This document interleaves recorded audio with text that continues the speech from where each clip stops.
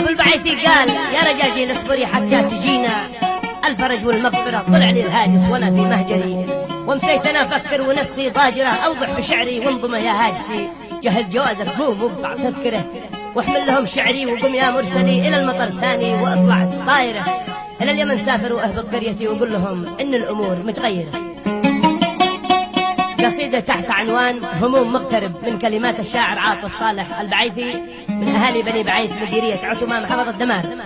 أداء أبو مهران وبالعود أبو هشام محمد أحمد صلاح مع تحيات تفشيلات الكوماني.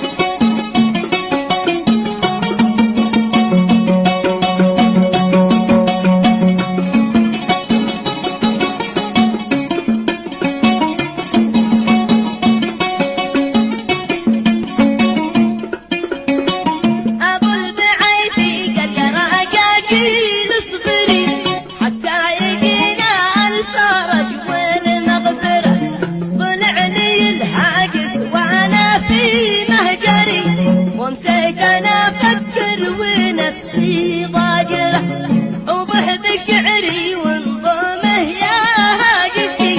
جهز جوازك قوم واقطع تذكره واحمل لهم شعري وقم يا مرسلي الى المطر ساني واركب طايره الى اليمن سافر واهبط قريتي وقل لهم ان الامور متغيره، الناس في المهجر من ابناء جلدتي